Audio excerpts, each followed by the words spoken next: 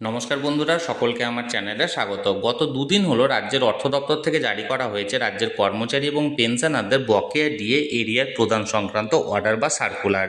এই অর্ডার অনুযায়ী রাজ্যের কর্মচারী বা পেনশনাররা আদতে কত শতাংশ হারে ডিআরএস অ্যালাউন্সের এরিয়ার পাচ্ছেন, বা সুপ্রিম কোর্ট রাজ্যকে যে পদ্ধতি মেনে ডিআরএস অ্যালাউন্সের এরিয়া প্রদান করার নির্দেশ দিয়েছিল সেই পদ্ধতিকে আদতে রাজ্য সরকার মানছে না রাজ্য সরকার নিজের মন মতো এরিয়ার প্রদান করছে, আদতে কত শতাংশ হারে এরিয়ার পেতে চলেছেন রাজ্য সরকারি কর্মচারী এবং পেনশনারেরা, সকল কিছু নিয়ে চুলচেরা বিশ্লেষণ করব আজকের ভিডিওতে।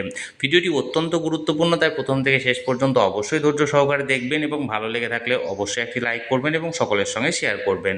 আর সেই সাথে চ্যানেলে যদি প্রথমবার হয়ে থাকেন এই রকমের ইনফরমেটিভ ভিডিও আরও দেখার জন্য, যারা এখনও পর্যন্ত চ্যানেলটিকে সাবস্ক্রাইব করেননি তারা অবশ্যই চ্যানেলটিকে সাবস্ক্রাইব করে নিতে ভুলবেন না। তাহলে চলুন আমরা বিস্তারিত জেনে নিই। দেখুন, সর্বপ্রথমে সুপ্রিম কোর্ট যে অর্ডারটি দিয়েছিল রাজ্যকে, সেই অর্ডারটি ছিল পঞ্চম বেতন কমিশনের অন্তর্গত যে বকেয়া ডিএর পরিমাণ হচ্ছে এক একজন সরকারি কর্মচারী বা একজন পেনশনারের তার 25% এরিয়ার অর্থাৎ 1/4 টাকা ইমিডিয়েট রাজ্যকে প্রদান করতে হবে, এবং বাকি যে 75% অর্থাৎ 3 ভাগ পরিমাণ টাকা, সেই টাকাটি সুপ্রিম কোর্ট নির্ধারিত অবসরপ্রাপ্ত বিচারপতি ইন্দু মালহোত্রার নেতৃত্বে যে কমিটি গঠন করা হয়েছে সেই কমিটির সঙ্গে রাজ্য সরকার আলোচনার মাধ্যমে স্থির করবে এবং ধাপে ধাপে প্রদান করবে, এবং সমস্ত কিছুই কিন্তু 2026-এর মধ্যে প্রদান করতে হবে।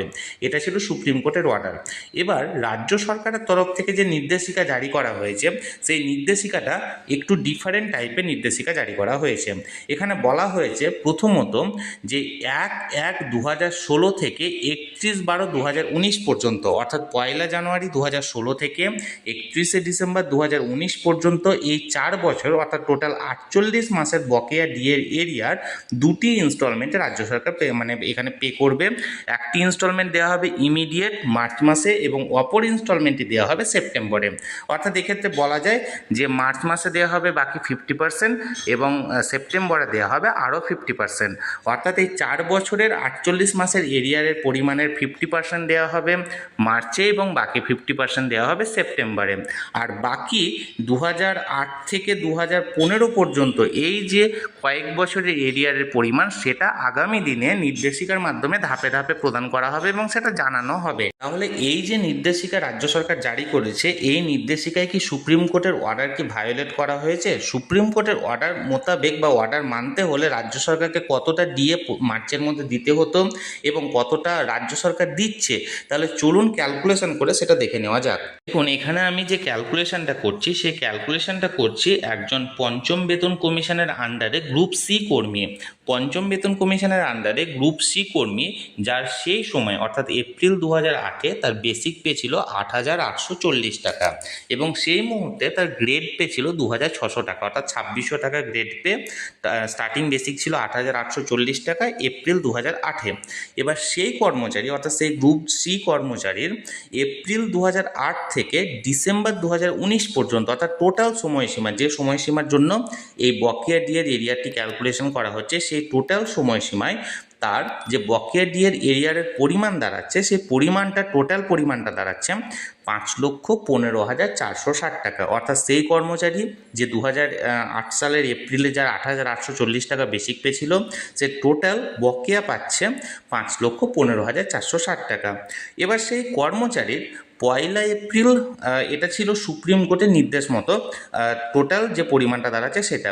এবার রাজ্য সরকার যে নির্দেশ বা অর্ডারটি জারি করেছে সে অর্ডারে বলা হয়েছে 1/1/16 থেকে 31/12/2019 পর্যন্ত ডিআরএস অ্যালাউন্সের এরিয়ারের 50% তাদেরকে দেওয়া হবে। এবার দেখুন, সেই কর্মচারী অর্থাৎ যার বেসিক পে 8,840 টাকা ছিল, সেই কর্মচারীর 1/1/2016 থেকে 31/12/2019 এই 4 বছর অর্থাৎ এই 48 মাসের জন্য তার বকেয়া ডিএর এরিয়ারের পরিমাণ দাঁড়াচ্ছে টোটাল 2,62,416 টাকা। অর্থাৎ টোটাল সে এত বছরে পাচ্ছিল 5,15,460, কিন্তু এই 4 বছরে তার বকেয়া ডিএর এরিয়ারের পরিমাণ দাঁড়াচ্ছে 2,62,416 62,416 টাকা। কারণ সেই সময় অর্থাৎ এই 4 বছরে বকেয়া ডিএর এরিয়ারের পরিমাণটা কিন্তু এখানে অনেকটাই বেশি ছিল। এবার এই 2,62,416 টাকার 50% দেওয়া হচ্ছে মার্চে, অর্থাৎ 50% মানে হচ্ছে 1,31,208 টাকা দেওয়া হচ্ছে মার্চ মাসে, এবং বাকি 50% দেওয়া হবে সেপ্টেম্বরে। অর্থাৎ এই ওই কর্মচারী 1,31,208 টাকা বর্তমানে তারা মার্চ মাসে পেতে চলেছে। এবার দেখুন আপনারা যে টোটাল তার বকেয়া এরিয়ারের পরিমাণ দাঁড়াচ্ছে 5,15,460 টাকা।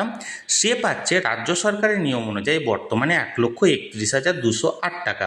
অর্থাৎ আমরা যদি এবার ধরি যে 5,15,460 টাকার অনুপাতে 1,31,208 কত পার্সেন্টে দাঁড়াচ্ছে, সেই পার্সেন্টেজটা ক্যালকুলেশন করলে দাঁড়ায় এই মুহূর্তে 25.4545%।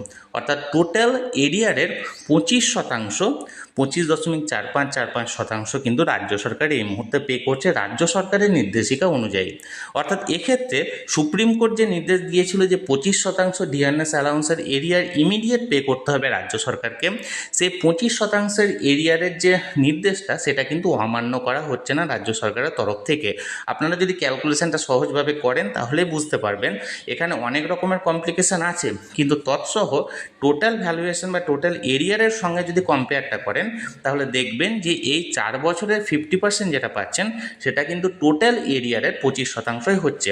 অর্থাৎ এখানে ভায়োলেশন এখনও পর্যন্ত কোনো কিছু করা হয়নি বলে আমি মনে করছি। এখন দেখার বিষয়ে রাজ্য সরকার কবে কি এখানে পে করছে। আমি সবসময় চোখ রেখেছি যে কোনো আপডেট আসা মাত্রই তৎক্ষণাৎ সেটা আপনাদের সঙ্গে জানিয়ে দেওয়ার বা শেয়ার করার জন্য। তাই যারা এখনও পর্যন্ত আমার চ্যানেলটির সঙ্গে যুক্ত নেই অবশ্যই চ্যানেলটিকে সাবস্ক্রাইব করে চ্যানেলটির সঙ্গে যুক্ত হয়ে যান। আর এই ভিডিওটি ভালো লেগে থাকলে অবশ্যই একটি লাইক করুন এবং সকলের সঙ্গে শেয়ার করুন। আর সেই সাথে এই চ্যানেলটিকে বেশি বেশি করে সাবস্ক্রাইব করে রাখুন।